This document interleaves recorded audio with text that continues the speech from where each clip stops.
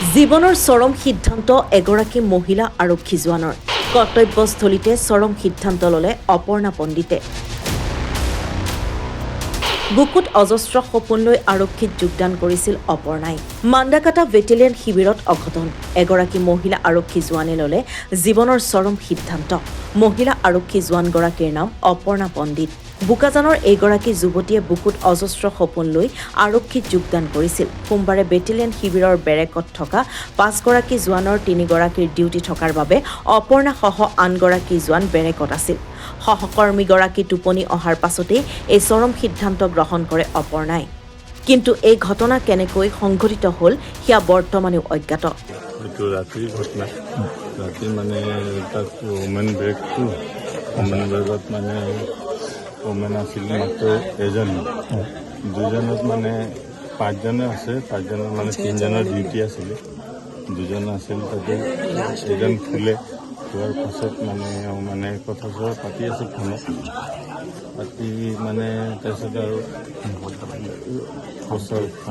ওচৰজনী ফুলে তাই মানে ফোনত কথা পাতি আছে তাৰপিছত দাদাক কিবা মেছেজো দিছিলে ককাই মেছেজ দিছিলে কি মেছেজ দিলে তাৰপিছত আকৌ ডিলেট কৰি দিলে কি টেনশ্যন আছিল মানে ক্লিয়াৰ নহ'ল কি আছিল কি নাই তাৰ লগত কথা পাতি আছিল নাজানো কেনেকুৱা অৱস্থাত আপোনালোকে আমি দেখিছোঁ যে মানে চিপ লোৱা অৱস্থাত আমাৰ মানে ওমেন আৰু 2জন ডিউটি শেষ কৰি যাওঁতে তেতিয়া দৰ্জা খুলি দেখিলে মানে চিপলোৱা মানে চাৰিওফালে পৰ্দা দি লৈছে পৰ্দা দি তাৰপিছত চিপ লৈছে মানে ৰছী ফেনৰ ক্লেমত এই ৰছী টানি মানে চিপ লৈছে ছাৰ তেখেতৰ লগত আৰু কোনো ব্ৰেকৰ আনন্দ নাছিল এজনী আছিলে তাই মানে খুলে হয় তাইৰ মানে সেই ৰাতিপুৱা ডিউটি থাকিলে সেইকাৰণে তাই খোৱাৰ পাছত হৈছে আৰু 2জনী 10টাত ডিউটি শেষ কৰি আহি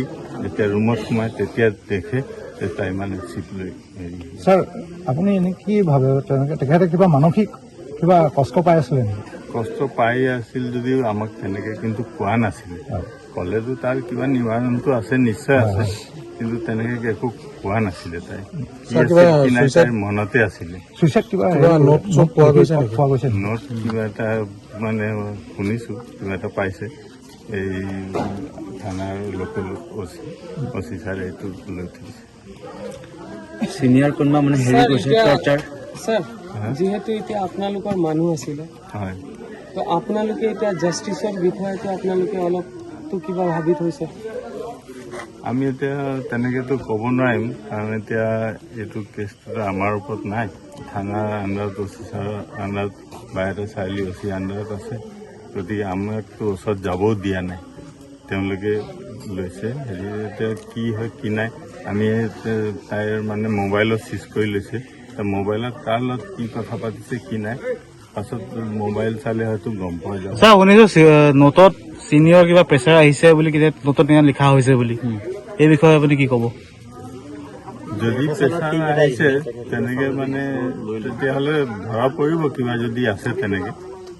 এতিয়া সেইটো আপোনালোকে চোৱা নাই নেকি যদি মানে কি মানে আমি ডাইৰেক্ট মানে ইমানটো শুনা পাইছোঁ মানে অচি ছাৰে এইটো হেৰি কৰিছে আপোনালোকৰ ব্ৰেকত হেৰিটো হৈছে গোটেই দুৰ্ঘটনাটো ব্ৰেকত হৈছে ব্ৰেকৰ পৰা আপোনালোকে অচি ছাৰক হেৰি কৰিছে ডিপাৰ্টমেণ্টৰ একো হেৰি নাই হেণ্ডেল কৰিব নোৱাৰোঁ নহয় গতিকে আমি লোকেল থানাত জনাবই লাগিব হয় জনাব লাগিব কিন্তু জনোৱাৰ পাছত মানে ডিপাৰ্টমেণ্টৰ এগৰাকী মহিলা সামানটো হেৰি হৈছে দুৰ্ঘটনাটো কিবা হেৰি ঢুকাইছে আপোনালোকে একো হেৰি কৰা নাই নেকি তাত নিজৰ ববীয়াকে মানে এইবিলাক ঘটনা হ'লে আমি এইটো ইনকুৱাৰী আমি কৰিব নোৱাৰোঁ কাৰণ এইটো থানাৰ আণ্ডাৰত গুচি যায় গতিকে আমি যদি এইটো ইনকুৱাৰী কৰোঁ তেতিয়া থানাই আমাক ধৰিব যে আপোনালোকৰতো এইটো হেৰি নাই আইনমতে যি হয় আমি কৰিব লাগে আমি কৰিম আপোনালোকেতো হেৰি কৰিব নোৱাৰিব নহয় গতিকে সেইকাৰণে আমাৰ কোনো তেনেকৈ তাত যোৱা নাই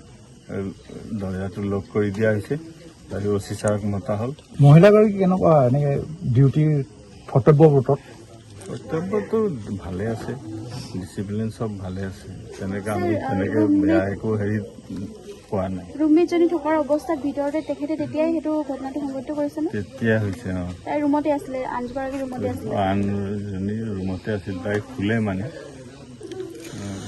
8টালৈকে মানে কথা পাতি আছিলে, দুইজনী ফোনত কথা পাতি আছিল।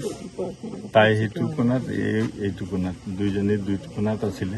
তাৰপিছত তাইক কথা পাতি পাতি শুলে। তাৰপিছত এওঁ ভাবিলে শুলে বুলি। সেইদিনা মানে কি পৰ্দা দিলেতো বেলেগে মানে পটকে দেখা নাপায়। তেখেতে ডিউটি কৰ্তব্যৰ সেই গোটেইখিনি দায়িত্বত কৰ্তব্যখিনি গোটেই কৰি আছো নিয়মীয়াভাৱে। হয়, কৰ্তব্যটো কৰি আছে। হয়, যাৰ হেৰি আছে কৰি আছে, ভালে আছিল। ডিচিপ্লিন চব ঠিকে আছে, একো তেনেকৈ আমি পোৱা নাই। কিন্তু কিবা যদি আছে পাছত গম পোৱা যাব। ভিতৰুৱা কিবা যদি আছে, এইটো ফোনটো এতিয়া অফিচাৰে ৰাখিছে, ফোনত চালে হয়তো কিবা এটা ওলাব। কিন্তু অপৰ্ণাৰ এই সিদ্ধান্তক সহজভাৱে ল'ব পৰা নাই পৰিয়ালৰ লোকে। 19 এপ্ৰিললৈকে গুৱাহাটীত ৰোগীয়া মাতৃৰ চিকিৎসাৰ বাবে নিজ বায়েকৰ লগত জোৱানগৰাকী উপস্থিত আছিল আৰু তাৰ পাছতো মাতৃৰ সৈতে ফোনত যোগাযোগ ৰাখিছিল মহিলা আৰক্ষীগৰাকীয়ে। পৰিয়ালৰ লোকে এতিয়া এই ঘটনাৰ উচিত তদন্ত বিচাৰিছে। তাই এনেকুৱা কেতিয়াও কৰিব নোৱাৰে, তাই তেনেকুৱা ছোৱালীয়ে নহয়। আমি গৈছিলোঁ, তাই 18 তাৰিখে 19 তাৰিখে তাই আমাৰ লগতে আছিলে। তাই কি মানে আমাক অলপো তাই বুজিব নিদিলে, আমি গমেই নাপালোঁ তাই যে এনেকুৱা কিবা কৰিব বুলি। আজি তাই কেনেকৈ কৰি ল'লে মই বুজি নাপালোঁ। আৰু আমাৰ উচিত তদন্ত লাগে, কি কৰিব আপোনালোকে, কেনেকৈ কি। ভনীৰ লগত কিমান টাইমত কথা পাতিছিল ৰাতি মই ভনীৰ লগত পতা নাছিলোঁ, মায়ে পাতিছিলে। কালি মই দিনত এবাৰ 1টামান বজাত ফোন কৰিছিলোঁ, আকৌ 3টামান বজাত ফোন কৰিছিলোঁ। তাই এনে দিনত 2-3বাৰকৈ কেতিয়াবা কথা হৈয়ে থাকে মোৰ অলপ সময়ৰ কাৰণে, কিন্তু তাই তেতিয়াও কোৱা নাই। তাই কিবা বেলেগ কথাহে তেনেকৈ কৈছে, এইবোৰ কথা একোৱেই কোৱা নাছিলে। কি হৈ গ'ল, কি কাৰণে তেনেকৈ কৰিছে। ৰাতি মই শুবলৈ লওঁতে 11টা বজাত তাৰ পৰা ফোন আহিছে যে এনেকৈ যে আপুনি কোন হয়, মাক হয় নেকি? মই কৈছোঁ নহয়, মই তাইৰ বায়েক হয়। কৈছে কি নাই বোলে, অপৰ্ণা পণ্ডিতে বোলে ছুচাইড কৰিলে বোলে। সেইটোৱে। তাৰপিছত আৰু মই কি ক'ম আৰু, তেওঁলোকেও ভালকৈ মোক ৰেছপন্স কৰা নাই। মই ভাইটিক ফোন কৰিলোঁ, মোৰ হাজবেণ্ডক ফোন কৰিলোঁ, আহিলে। ভাইটিক পঠিয়ালোঁ, তাত যাবলৈ ক'লোঁ, সি গুৱাহাটীত থাকে। তাৰপিছত আৰু একো ক'বই পৰা নাই মই ভালকৈ এতিয়ালৈকে। ৰুমত অকলে আছিলে নে আৰু কোনোবা আছিলে? জনামতে আৰু এজনী ছোৱালী আছিলে, তাই 2খন বেড পিছত নেকি তাই শুই আছিলে। তাই বোলে ক'বই নোৱাৰে, তাই গমেই নাপালে বোলে। কিন্তু নাজানো এতিয়া, আমিতো যোৱা নাই, তাই শুনামতেহে কৈছোঁ। এতিয়া কি হৈছে কি নহৈছে সেইটো তাহাঁতি জানিব। কিবা যদি ইয়াত ৰহস্য আছে সেইটো আৰু মানে চবে যে কি কৰি হ'লেও জানিব লাগিব সঁচা কথাটো কি হয় সেইটোৱে। নিউজ ডেস্ক, সচ দ্য ৰিয়েলিটি।